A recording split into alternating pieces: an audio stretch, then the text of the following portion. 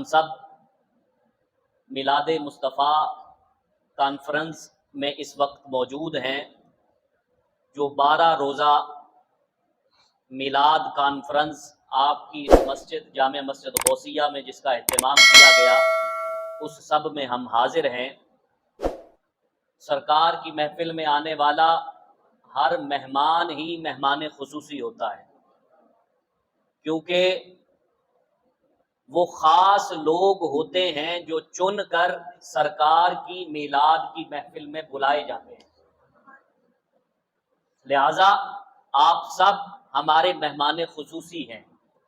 یہ صرف ایک مجبوری ہے کہ مجھے آپ سے گفتگو کرنی ہے، میں اس لیے کرسی پہ بیٹھا ہوں، وگرنہ جیسے میرے اعمال ہیں اللہ ہی جانتا ہے کہ میں اس کرسی پر بیٹھنے کے قابل ہوں یا نہیں، لیکن یہ آپ لوگوں کی محبت ہے، اور شاید بخشش کا یہی وسیلہ بن جائے کہ کل قیامت کے دن جب میرے جیسے گناہگار کو گھسیٹ کر دوزخ میں پھینکا جا رہا ہو تو آپ میں سے ہی کوئی کہہ دے کہ چلو یہ ہمیں اچھی باتیں بتایا کرتا تھا، خود عمل کرتا تھا یا نہیں کرتا تھا، شاید یہ میری بخشش کا وسیلہ بن جائے۔ لہذا آپ سب مہمان خصوصی ہیں، آپ سب ہمارے سروں کا تاج ہیں، اور آپ سب سے میں خاص کر کے محبت کرتا ہوں، کیونکہ آپ دین سیکھنے کے لیے، دین سمجھنے کے لیے بڑے ذوق و شوق سے آتے ہیں۔ اللہ کریم آپ کے اس ذوق و شوق کو سلامت بھی رکھے، اس میں برکت بھی عطا فرمائے، اور اس پر آپ کو آپ کی نیت سے بڑھ کر اجر و ثواب عطا فرمائے۔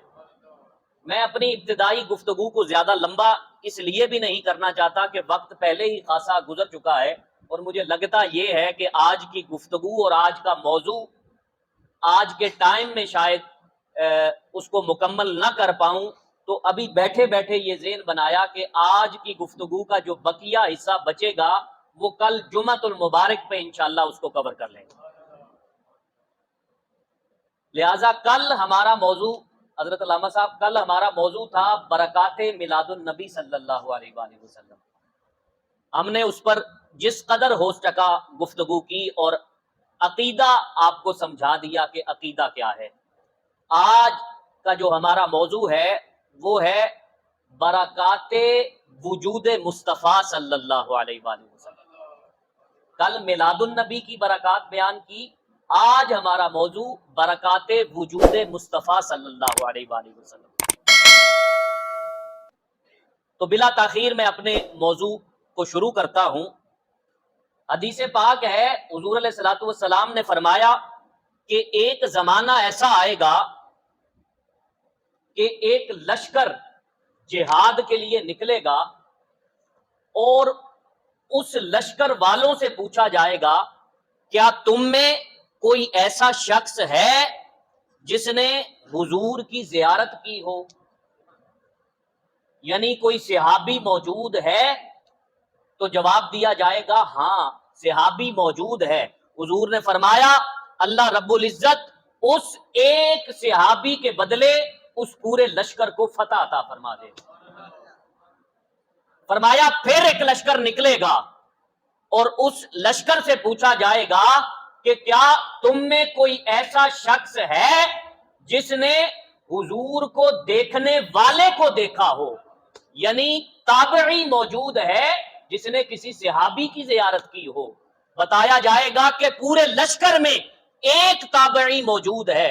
حضور نے فرمایا اللہ رب العزت اس ایک تابعی کی برکت سے اس لشکر کو فتح عطا فرما دے گا۔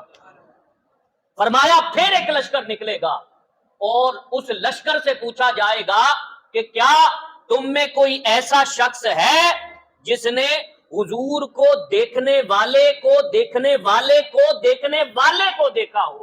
یعنی تبع تابعی موجود ہے۔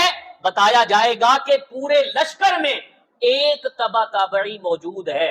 حضور نے فرمایا کہ اللہ رب العزت اس ایک تبع تابعی کی وجہ سے اس لشکر کو فتح عطا فرما دے گا۔ تو آپ نے دیکھا کہ وہ تبع تابعی جس نے نہ حضور کو دیکھا نہ حضور کو دیکھنے والے کو دیکھا، बल्कि ताबई को देखा होगा, तो जब उस तबा ताबई की बरकतों का आलम यह है कि उसकी बरकत से अल्लाह रब्बुल इज्जत पूरे लश्कर को फतह अता फरमा देगा, तो फिर खुदा ही जाने ताबई की बरकतों का आलम क्या होगा। और जब ताबई की बरकतों का अंदाजा आप और मैं नहीं लगा सकते, तो फिर वो सहाबा जिन्होंने अपने सर की आंखों से हुजूर की ज़ियारत की, उनकी बरकतों का आलम क्या होगा।